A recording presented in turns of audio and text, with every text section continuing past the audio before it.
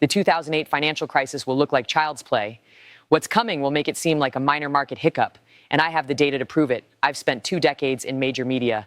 I've covered every crisis since the dot-com crash. I've interviewed Fed chairs, Treasury secretaries, and Wall Street titans. But what I'm seeing in the numbers right now, it's keeping me awake at night. The signs are everywhere. The same patterns that preceded 2008, but amplified, magnified. And this time, the safety nets we relied on, they're already broken. You think the government learned from 2008. You think the banks are safer. You think we have better regulations. The truth is far more terrifying than anyone is willing to admit. Let me be clear about why you should listen to me on this. I'm not an economist sitting in an ivory tower. I'm Megyn Kelly. For over a decade, I anchored primetime on Fox News. I covered the 2008 crisis live. I watched Bear Stearns collapse. I reported on Lehman Brothers bankruptcy. I interviewed the architects of the bank bailouts. I saw how the sausage was made. And when I left Fox News in 2017, it wasn't just about corporate politics. It was about editorial independence, the freedom to tell you the truth without network executives whispering in my ear about advertiser concerns. Today, through The Megyn Kelly Show and MK Media, I have something most journalists don't. Complete editorial freedom. No corporate overlords, no political handlers. Just me, the data, and you. That freedom is why I can tell you what's really happening. First, let's establish our baseline. The 2008 financial crisis wiped out $11 trillion in market value.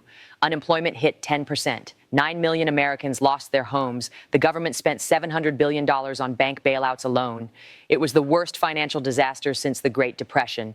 But here's what most people don't remember about 2008.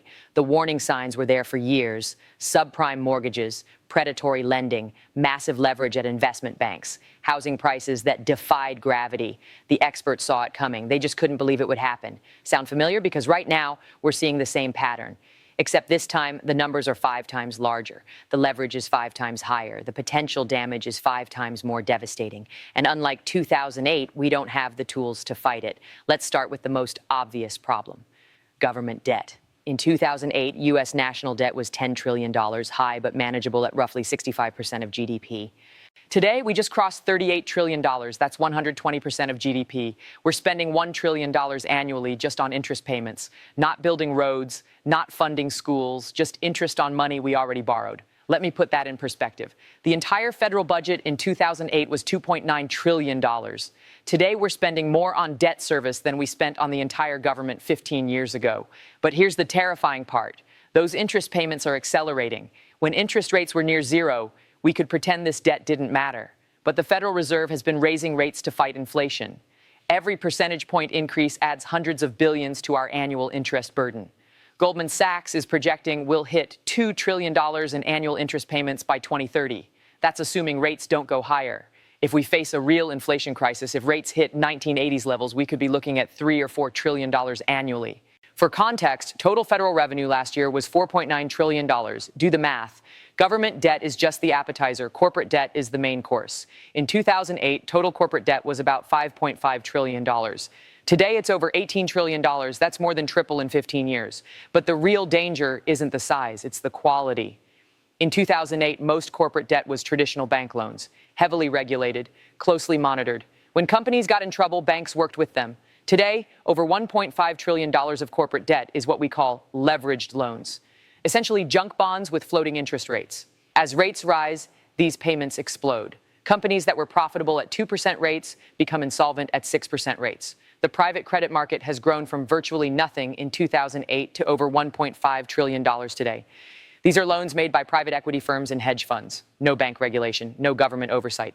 When this market cracks, and it will crack, there's no Federal Deposit Insurance Corporation to step in, no bank regulators to manage the crisis, no systemic oversight. It's the Wild West with $1.5 trillion at stake. Remember how housing triggered 2008?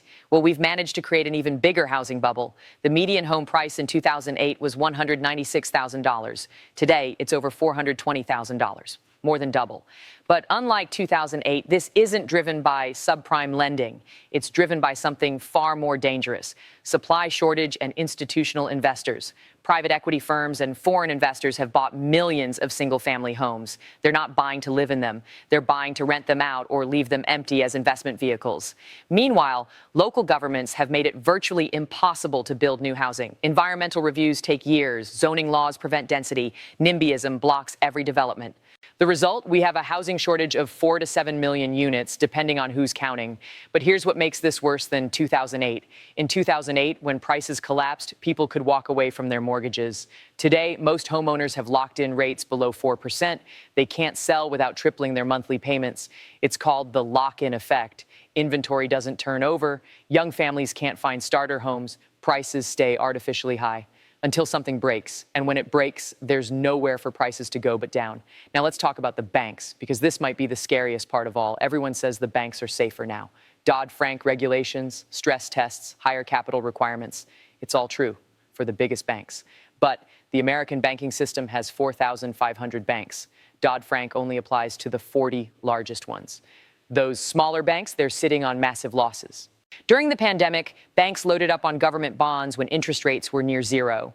Now those bonds are worth 20 to 30% less than banks paid for them. Silicon Valley Bank collapsed because of this exact problem. Credit Suisse failed for similar reasons. And those were just the beginning. The Federal Deposit Insurance Corporation estimates that small and regional banks have over $600 billion in unrealized losses on their bond portfolios. $600 billion. For comparison, the entire 2008 bank bailout was $700 billion. So we're already looking at losses nearly as large as the entire 2008 rescue, before the crisis even starts. And unlike 2008, we can't just print money to solve the problem, because printing money would make inflation worse, which would force interest rates higher, which would make the bank losses even larger. We're trapped, which brings us to the inflation problem.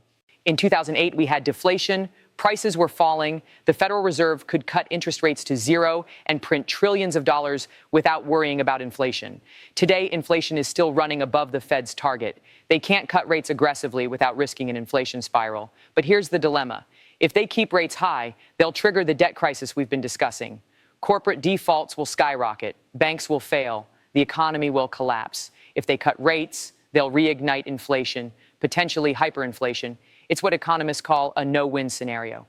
And there's another wrinkle: the supply chain disruptions from tariff wars and geopolitical tensions. Trump's tariff policies have already added $1,200 per year to the average household's costs. If we escalate into full-scale trade wars, if supply chains fragment, we could see commodity inflation that makes the 1970s look tame. Oil at $150 per barrel, food prices doubling, basic goods becoming luxuries. The Fed would face an impossible choice: crash the economy to fight inflation, or let inflation destroy the currency. But wait, it gets worse, because this isn't just an American problem. Europe is already in recession. The European Central Bank is dealing with its own debt crisis. Italian bonds are yielding 5%. German manufacturers are shutting down because of energy costs. China's economy is slowing dramatically. Their property market, which represents 30% of their GDP, is in free fall. Evergrande was just the first domino. Japan is trapped in a demographic death spiral. Their debt to GDP ratio is over 250%. They can't raise interest rates without triggering a fiscal crisis. In 2008, emerging markets could grow while developed markets struggled. Today, emerging markets are drowning in dollar-denominated debt. As the dollar strengthens and U.S. rates rise, these countries are facing their own crises. Turkey, Argentina, Pakistan, Sri Lanka. The list of countries in or near default grows every month. When the crisis hits, there will be no safe haven, no country strong enough to provide global leadership, no currency stable enough to serve as a refuge. Now, let me explain why this will be 5 times worse than 2008. First, scale. Every problem from 2008 is bigger now. More debt, higher leverage, larger systemic risks. Second, interconnection. The global financial system is more connected than ever. High-frequency trading means contagion spreads in milliseconds, not days. Third, concentration. Wealth and assets are more concentrated in fewer hands. Fourth, complexity. Financial instruments are more complex than ever. Derivatives, structured products, algorithmic trading. When something breaks, no one understands how to fix it. Fifth, limited tools. In 2008, the Fed could cut rates from 5% to 0. Today, they're starting from much lower levels. They can't cut as much. In 2008, government debt was manageable. Today, additional deficit spending could trigger a sovereign debt crisis. In 2008, we bailed out the banks. Today, the banks that matter are much bigger, too big to bail out without destroying the currency. So when will this happen? The warning signs are accelerating. Corporate earnings are declining. Consumer confidence is falling. Credit spreads are widening. Small banks are already failing. Regional commercial real estate is collapsing. Auto loan defaults are rising. The Federal Reserve's own stress tests show major vulnerabilities if unemployment rises above 6%. We're currently at 3.7%. That doesn't leave much margin. Corporate debt maturities are heavily concentrated in 2025 and 2026. Companies that borrowed cheaply during the pandemic will need to refinance at much higher rates. The bond market is already showing stress. Long-term Treasury yields are approaching levels that historically trigger financial crises. My best estimate, we have 12 to 18 months before something major breaks. It could be a major bank, a sovereign default, a currency crisis. But once it starts, the contagion will be swift and brutal. And here's the part that really scares me. The political response will make everything worse. In 2008, we had bipartisan cooperation. Bush and Obama worked together. Congress passed bailout packages. The world coordinated response. Today, our political system is paralyzed. Republicans and Democrats can't agree on basic facts, much less complex financial rescues. Trump's approach is to blame other countries and impose tariffs. That will make inflation worse and trigger trade wars.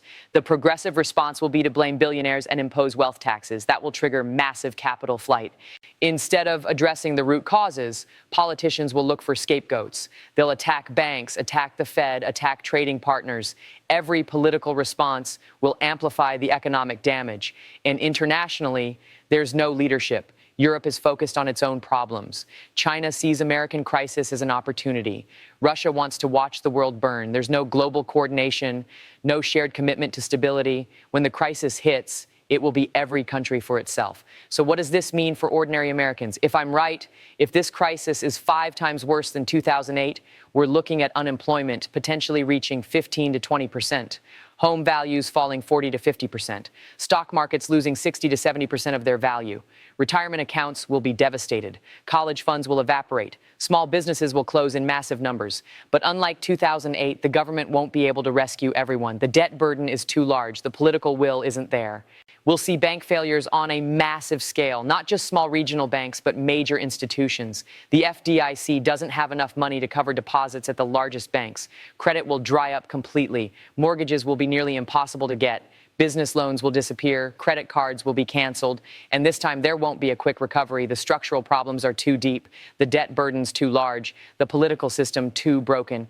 We could be looking at a lost decade, maybe 2, which is why you need to prepare now. I'm not talking about building bunkers or hoarding gold. I'm talking about practical steps to protect yourself and your family. First, reduce your debt. Every dollar you owe will be harder to pay back when your income drops and asset values collapse. Second, diversify your assets. Don't keep everything in the stock market. Consider real estate in stable areas, foreign currencies, commodities.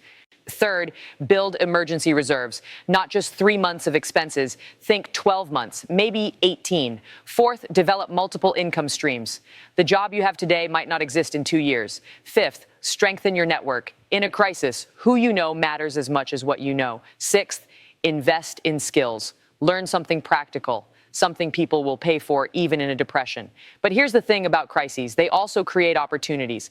The people who positioned themselves correctly before 2008 made fortunes. They bought assets when everyone else was selling. They started companies when competition disappeared. They hired talent when everyone else was laying off. This crisis will be bigger, which means the opportunities will be bigger too. The key is to be ready, to have cash when everyone else is desperate, to be calm when everyone else is panicking, to see the future while everyone else is stuck in the past. You might wonder why I'm sharing this information, why I'm risking my reputation on such bold predictions. The answer is simple. I believe in informed citizens. I believe people deserve the truth, even when it's uncomfortable. For too long, mainstream media has served as cheerleaders for those in power.